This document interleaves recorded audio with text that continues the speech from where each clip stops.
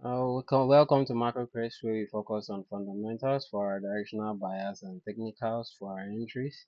Last week was a good one, but this week we are looking at so many things.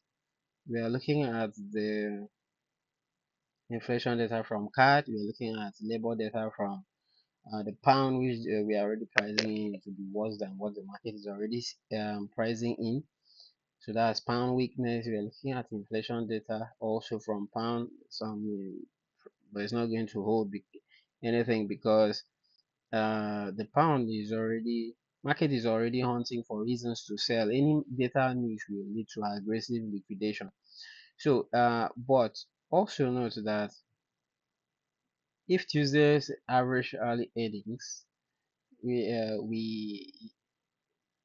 at least 4.6 goes below 4%, while inflation goes above 3.5%.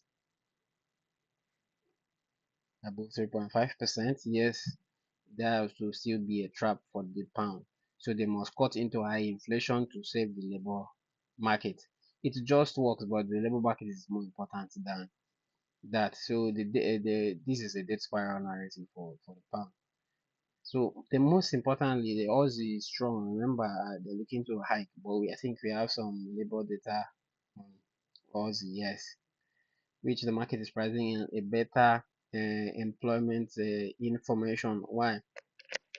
The market is expecting just around this 26K, but however, the internal 6.3% household spending bit from last week suggests a much tighter labor market than what this consensus is putting out here. So we are super bullish on Aussie. And for that, we finish with that. We will go to we have the yen policy rate on Friday. Of course, while a rate hike is not expected on Friday, the quarterly outlook report is not fully priced in. So this outlook report, so the market is looking at a very solid one. And if it should come out better, if the BOJ upgrades its 2026 inflation forecast due to the 3.2% wage print that came out earlier in the month, it's effectively signals a hike in March. So that is when we start looking at the end strength all through. So let's just go to the chart. The euro, this is where we're looking at. For let's say we're looking at the yen also. Let's look at USD JPY. Excuse me.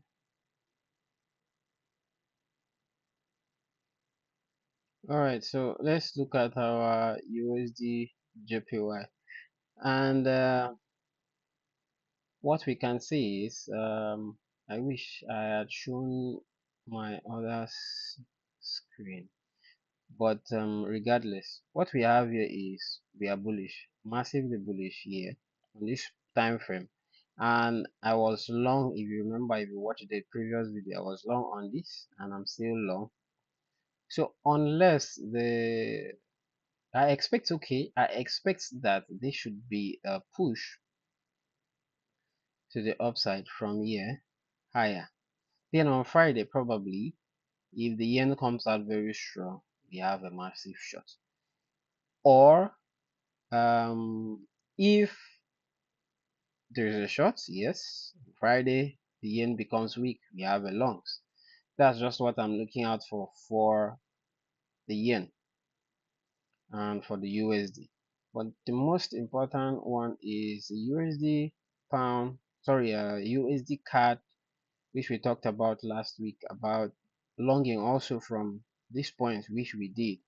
And I'm still bullish on these points to short if there is going to be uh what should I say, dollar weakness. But this is dollar strength, right?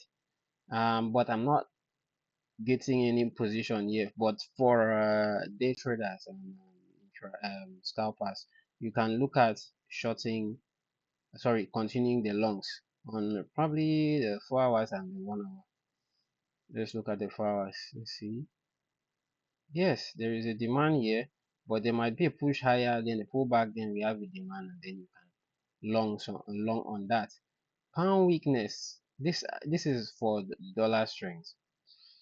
Looking at a weekly, what is the previous weekly candle like? It's massively bearish. So we have this bearishness. If we are bearish, what can we do? We are looking to a short to where there is no imbalance here. There is an imbalance here. So that's the only point I expect the pound should drop to. Now, if that is the case, we go to our daily time frame to have a look at where we can short from. But there is a problem I have. Remember, this entire zone is the weekly demand, and modifying it, we have this entire space as the demand. And for that reason, we might see a push against the dollar one more time just to fill up this uh sorry about that, just to fill up this supply. Yes, just to fill up that supply. So we might have just one more before we start looking for short entirely, if there is going to be that, based on if the pound is quite weaker than the dollar. And for the other pound weakness, let's remember we have the NZD USD 2, we have the AUD USD for a bullish one against the dollar. But let's just take a look at this. This is what I'm looking out for. We talked about for the past few times that I'm looking at this demand holding. So if price should come here, it will be good. And why am I looking at the demand? One is that it grabbed liquidity. Two is that it broke structure to the upside, and this is my probability on the AUD USD. It's equivalently the same on the NZD USD. So here's the NZD. Look at this. But the problem with the NZD USD is that if it breaks this point, then we might, yes, see this. Then this would be the new range of this structure. So that's what I'm looking out for NZD. We go to Aussie strength, and I have my Aussie card. Now looking at this is the point I expected price to come over to, but it is ranging. So can we have card strength? If there is card strength, then we can look for shorts here to longs. But if there's card weakness on Monday, we have this push for some time, then we can look for shorts to longs again. So that's the view on this Aussie yen, sorry, Aussie card. Looking at the Aussie yen is, did I check on this? Yes, I didn't. Look at the weekly. What we have on the weekly is I expect price to come to this weekly demand, as you can see. So this weekly demand is just somewhere here. So what do we have on the daily? That's somewhere there that is solid enough for us to look at. There is this daily demand here. Yes. So if there's a daily demand, let's go one time frame lower, 4 hours. Let's look at it. Okay. So we expect price to come lower to this point. We expect this short before we can long, and that's what I'm looking out for the Aussie yen. Now let's look at the GBP AUD. Of course, I know that Aussie is quite strong, so I think it should be than stronger than pound. Looking at the 4 hours, sorry, the weekly. You remember last week I talked about price heading back to this supply for a short, which it did perfectly to the T. Going to the daily, where is that daily? We had the daily supply there, which was perfect. It was just quite perfect. We go to the 4 hours to see, and it was a good shot for me. It's one of those shots. Look at this. This was the perfect short area, and now price has dropped perfectly to this point. So what do we do from here? We are looking for continuous short, and until the market presents itself for a good short, then we can short. But for now, I'm not seeing anything clear, except on Monday, Tuesday, we might have a massive drop of a bearish candle making this place a supply. Then we might look for shorts from there one more time, just one more time. The pound card is also on my watch list. These are for pound weakness. I have the pound card, and I expect a good shot from there. All right, look at this from this is a supply area. This is our distal line. If we go to the weekly, what have we got? We are bullish on this on the weekly, massively bullish. So if we are bullish, what are we looking out for? We're looking out for D1 demand. We're going to the D1 demand. Where is our D1 demand? The demand I have is somewhere here, this entire space. So I'm looking to short, and then internally on the 4 hours we have a breakout structure. So it means this is a supply for us, and I expect a push here to short down to this point. So between Monday, Tuesday, we should see some strength in the card against the pound. So that's what I'm looking out for, except the inflation data from the card comes out very, very, very negative, and then they should fail, uh, depending on how the market interprets it. So that's what I'm looking out for. Um, Gold is still bullish, definitely still bullish for me. Let's look at, I can't recall, is it? Okay, so let's look at gold. Look at this on the weekly. We are solidly bullish, yes.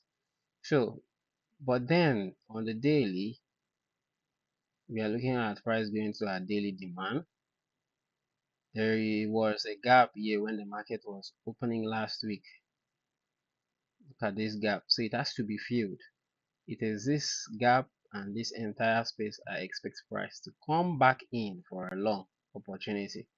So if you are patient enough, fine. If you are not, you might look for shorts, but I'll advise you become patient to look for longs rather than shorts. But you can equally take the risks. The market is calculated risk, so there is a short opportunity. Stop loss there. Yes, we can look at that. Let's look at 1 hour. Okay. So there is we can we consider the entire space here liquidity? We just have a little push from there and then short. Yes, that's possible. You can wait for confirmation here and short. There's no big deal about it. 15 minutes time frame, 5 minutes is okay. We look at the US index. We have the US 2000, the Russell. Can't see the Russell. Mm, let's look at it. Russell. So the Russell, yeah, this should work. Yes. So the Russell, if we look at this on the weekly, we are bullish. I just saw this and I was like, okay. We look at the daily time frame and we have our daily demand right there. So this is where I expect price to come into. We have this demand here, so we should see one more push. Worst case scenario, we have this point, and we can just buy all the way to the upside. So remember, this is the range, but the market is not ready to drop. I don't think it's ready. So this is where we long. But if while longing it fails to close above, while longing it fails to close above this point. So if we have something like this, a little weak, just know that we are supposed to come back to this demand. So that's what we look out for. So let's have a good and safe trading week. If anybody is in need of any analysis, just let me know. Any pair that should do.